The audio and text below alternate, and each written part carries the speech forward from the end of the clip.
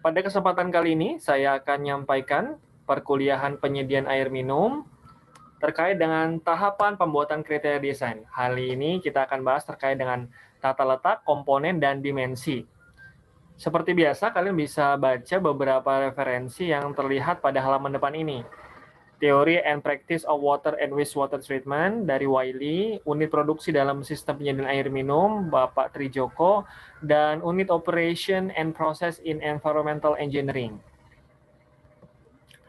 Oke, yang pertama terkait dengan tata letak rangkaian proses pengolahan.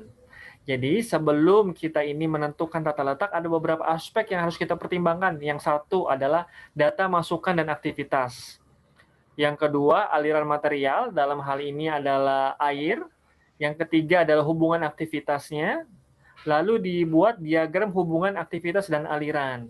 Misalnya adalah kalau kita punya air dari masuk sampai keluar, lalu kira-kira unit pengolahan apa saja yang ada di dalamnya. Material itu juga terkait tidak hanya airnya saja, tetapi kira-kira komponen apa ataupun parameter apa yang ingin kita selesaikan. Seperti kita ketahui bersama, paling tidak kita ini harus mempertimbangkan dua hal. Yang pertama adalah soal debit, yang kedua adalah soal kualitas airnya. Debit atau kuantitas itu sangat menentukan dimensi, sedangkan kualitas air akan menentukan apa saja aktivitas ataupun unit pengolahan yang kita akan berikan pada proses yang terjadi. Nah, jadi kuantitas dan kualitas. Lalu nanti dibuat diagram hubungan aktivitas alirannya. Lalu karena kita menentukan tata letak, maka kita harus buat kebutuhan ruangannya, apa saja kebutuhan ruangan yang ada. Lalu ruangan yang tersedia bagaimana. Jadi kira-kira kita ini punya luas lahannya berapa, konturnya bagaimana, naik dan turunnya gimana.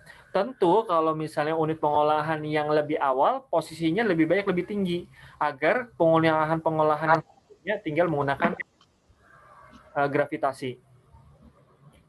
Lalu kita mau melakukan modifikasi atau batasan praktisnya gimana? Misalnya sebelumnya itu kan kalau sedimentasi cenderungnya bentuknya rektangular. Apakah kita mau bentuk yang lain? Bentuknya clarifier.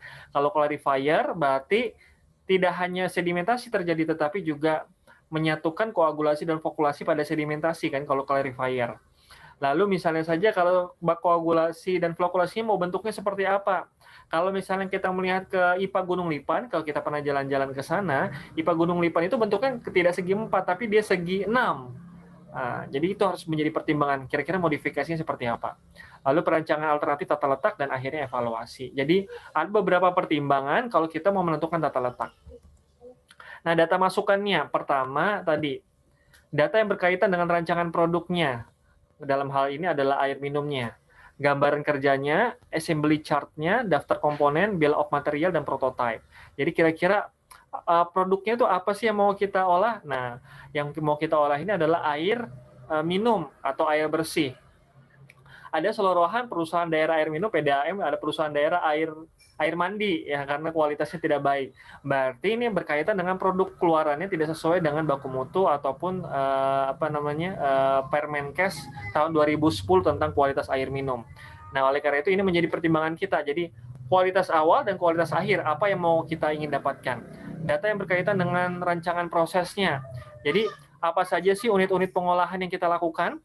Pada dasarnya pada pengolahan air minum atau air bersih itu sudah standar ya. Pertama air ditaruh di ekualisasi. Setelah itu proses pengolahannya dilanjutkan dengan pengadukan. Pengadukannya ada koagulasi dan flokkulasi, menambahkan koagulan. Lalu proses sedimentasi dan filtrasi. Proses koagulasi, flokkulasi, sedimentasi, dan filtrasi itu menyelesaikan satu permasalahan, yaitu biasanya adalah kekeruhan, turbidity. Turbidity berkaitan sama jumlah padatan terlarut ataupun tersuspensi, TDS dan TSS, total solid. Jadi tahapan pengolahannya apa saja, peralatan atau mesin yang dibutuhkan apa saja, waktu yang dibutuhkan berapa.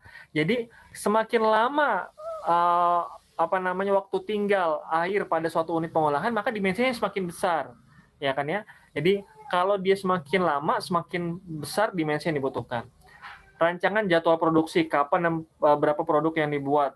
Ini debitnya, peralatan dan mesin yang dibutuhkan, jumlah karyawan atau shift-nya gimana. Kebutuhan ruangan, peralatan material handling. Nah, Di bagian atas ini ada gambarnya. Pertama air bakunya, baru prasedimentasi atau kita sebut sebagai ekualisasi. Fungsi ekualisasi atau prasedimentasi itu apa? Karena kualitas air baku itu kadang-kadang naik dan turun ya, tergantung misalnya kondisi hujan atau kondisi kemarau. Oleh karena itu ada pasang surut, oleh karena itu dia dimasukkan di ekualisasi dulu agar paling tidak debitnya itu sudah stagnan, stabil. Yang kedua, kualitas airnya cenderung seragam. Lalu masuk kepada unit pengolahan pengadukan, koagulasi dan flokulasi, menambahkan bahan kimia. Lalu sedimentasi, filtrasi, reservoir. Sebelum reservoir biasanya ditambahkan klorinasi. Setelah sedimentasi, karena kita menambahkan alum, itu biasanya kondisinya adalah terjadinya perubahan pH karena kita menggunakan alum. Alum itu kan Al2SO4 3 kali. Ada SO4 di situ, berarti biasanya pH-nya turun menjadi asam. Biasanya setelah sedimentasi ditambahkan naturalisasi, menambahkan kapur agar pH-nya dalam kondisi netral antara 6,5 sampai 8. Nah, ini data-data masukan harus kita pikirkan terkait dengan produk dan proses pengolahan, lalu jadwal produksinya itu gimana, waktu-waktunya. Nah, ini harus diperhatikan. Analisis aliran material. Faktor yang perlu dianalisis adalah pertama transportasinya, maksudnya dari satu tahap ke tahap yang lain, jumlah air atau material yang diolah, jumlah dan macam operasi pembuatan tiap tahapan. Yang selanjutnya adalah urutan operasi pengolahan dan besar dan bentuk unit pengolahan. Jadi misalnya dari prosesnya itu intake.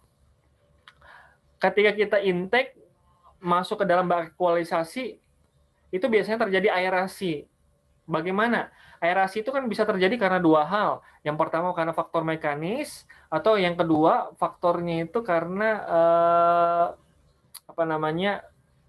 pneumatis ya, bisa menambahkan bubble. Jadi kalau mekanis itu misalnya proses jatuhan-jatuhan itu terjadi proses aerasi, peningkatan DO. Lalu prosesnya adalah koagulasi, koagulasi ditambahkan alum, lalu masuk flokulasi. Koagulasi diaduk cepat, flokulasi diaduk lambat. Kenapa aduk cepat? Karena agar alum dan airnya dapat homogen cepat. Lalu tapi harus diaduknya cepat, setelah itu pengadukannya lambat. Karena pengadukan lambat agar terbentuk makroflok. Kalau diaduknya terlalu cepat, dia tidak bisa melekat, vlog-vlognya tidak bisa membentuk makroflok. Di setelah flokulasi ada proses sedimentasi. Nah, sedimentasi biasanya ada bagian bawahnya lumpur, maka akan ada pengolahan lumpur. Pengolahan lumpur nanti ada proses pengolahan lumpur setelahnya, lalu masuk ke badan air. Sedimentasi, setelah sedimentasi, filtrasi, setelah filtrasi, disinfeksi. Nah, itu tadi ada penambahan kapur ya. Penambahan kapur bisa disedimentasi, setelah sedimentasi, bisa setelah filtrasi, bisa setelah disinfeksi. Tergantung analisa pengolahan yang kita lakukan. Disinfeksi biasanya menambahkan kaporit, untuk menghilangkan patogen-patogen. Ya, disinfeksi proses menambahkan disinfektan. Disinfektan itu banyak jenisnya, sudah kita pelajari pada mata kuliah yang sebelum-sebelumnya ya, terkait dengan disinfeksi. Dengan rantai-rantai kimia tertentu baru masuk ke reservoir. Metode analisa aliran material ya. Jadi kalau kita mau melihat analisa aliran material ada banyak metode, ada peta proses operasi, ada diagram alir, ada peta aliran proses, from to chart, activity relationship diagram, dan assembly chart. Yang biasa kita gunakan adalah diagram alir yang lebih mudah ya. Ini adalah metode-metode bagaimana melihat aliran material. Nah, biasanya lebih mudah kita menggunakan diagram alir. Tapi kalau menggunakan yang lain boleh saja. Kalian bisa searching di googling terkait dengan selain diagram alir bagaimana prosesnya. Kalau diagram alir jelas ya, dari start menuju finish apa saja tahapan-tahapannya. Nah, setelah tata letak kita akan membahas terkait dengan komponen unit pengolahan. Seperti kita ketahui bersama, ketika mata kuliah unit operasi dan unit proses, kita mempelajari beberapa aspek. Unit operasi kita belajar terkait dengan pengadukan ya. Di mata kuliah unit operasi kita belajar terkait dengan pengadukan. Apa saja pengadukan? Ada dua jenis, ada koagulasi dan flokulasi, aduk cepat, aduk lambat. Lalu kita di unit operasi juga belajar sedimentasi. Belajar juga dengan filtrasi. Sedimentasi ada beberapa tipe 1, 2, 3, dan 4, tergantung jenis sedimentasinya. Filtrasi ada dua faktor yang mempengaruhi filtrasi. Yang pertama adalah ketebalan filter, yang kedua adalah ukuran dari filter.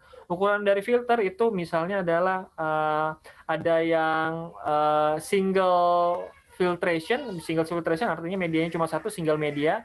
Ada yang dual media, ada yang more than 2, ya terserah.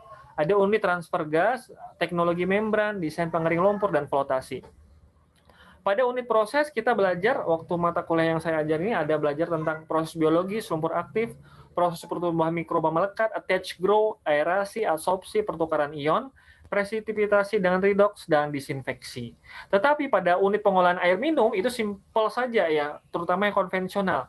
Kalau dia itu air bakunya berasal dari sungai atau air permukaan, yang jadi masalah tuh biasanya dua ya, kalau misalnya terkait dengan air sungai. Air sungai itu biasanya turbidity-nya tinggi, kekeruhannya tinggi, ada padatan terlarutnya tinggi. Yang kedua adalah kandungan organik, senyawa organiknya. Nah, biasanya yang lebih fokus itu adalah ke turbidity-nya. Nah, ataupun kekeruhannya. Makanya unit pengolahannya itu standar, yaitu adalah koagulasi, fokulasi, sedimentasi, dan filtrasi. Lalu ditambahkan karena khawatir ada patogen, ditambahkan disinfeksi. Itu saja biasanya unit pengolahan standar. Tetapi kalau yang lebih advance biasanya dipakai teknologi membran ya. Teknologi membran adalah membran yang ukurannya size-nya sangat kecil, seperti filtrasinya sangat kecil, sehingga yang bisa lewat itu yang nggak bisa lewat itu tidak hanya padatan, tetapi bisa sampai mikroba ataupun ion-ion tertentu tidak bisa lewat. Nah, ini adalah unit pengolahan. Ini udah kita pelajari di mata kuliah unit operasi dan unit proses. Nah, dimensi bangunan pengolahan terakhir. Jadi kalau untuk menentukan dimensi pengolahan, pertama kita perlu cari informasi terkait dengan proyeksi data kependudukan. Jadi data kependudukan ini pertama misalnya sekarang 2020. Lalu kita mau proyeksikannya berapa lama? Jadi kemarin kita udah belajar rencana induk SPAM, sistem penyediaan air minum, minimal 15 tahun sampai 20 tahun. Kita bisa melakukan proyeksi data kependudukan. Ada beberapa metode kan ya, sudah kita pelajari di perkuliahan bersama Bu Ika. Ada metode geometri, ada metode aritmatika, dan seterusnya. Nanti dilihat mana yang deviasinya paling kecil. Nah, selain untuk data kependudukan, kita juga perlu wilayah layanannya seperti apa. Kita mau ngelayanin gimana? Untuk Samarinda misalnya Samarinda Ulu kah, Samarinda Seberang kah? Dari situ kita bisa menentukan dimensi juga. Kenapa? Kalau kita ada kelebihan dan kekurangan yang sentralisasi, desentralisasi. Ada yang misalnya satu kota disediakan oleh satu unit pengolahan. Ada yang dibagi-bagi. Ada kelebihan dan kekurangannya. Kalau kelebihannya dia bisa fokus, dia bisa lebih efektif dari segi operasional lapangan, maintenance dan seterusnya, karena semua satu. Tetapi kekurangannya adalah kalau itu rusak, maka seluruh kota Samarinda tidak terlayani. Oleh karena itu ada kelebihan kekurangan kalau misalnya unit pengolahannya itu terpusat ataupun terpisah-pisah. Ketersediaan air bakunya dari mana? Kalau Samarinda ini ada dua sumber air bakunya. Pertama yaitu adalah Sungai Mahakam, yang kedua adalah yang berasal dari bendungan. Nah, jadi ada yang dari bendungan juga, unit pengolahan di Samarinda nih, bendungan yang di Lempake. Lalu kapasitas produksinya, mau produksi berapa? Nah, setelah itu turunannya kita bisa buat dimensi bangunan pengolahan. Nah, dimensi bangunan pengolahan tadi pertimbangannya adalah debitnya dan waktu tinggalnya berapa lama. Oke. Nah, ini ada di sebelah kiri pada slide ini ada terkait dengan SNI. Jadi kalau kita dimensi bangunan pengolahan itu, SNI-nya adalah tata cara perencanaan unit paket instalasi pengolahan air. Yang kedua ada spesifikasi bangunan pelengkap unit instalasi pengolahan air. Ini SNI-nya. Nanti akan saya share SNI-nya. Mungkin demikian dulu yang ingin saya sampaikan. Terima kasih. Wassalamualaikum warahmatullahi wabarakatuh.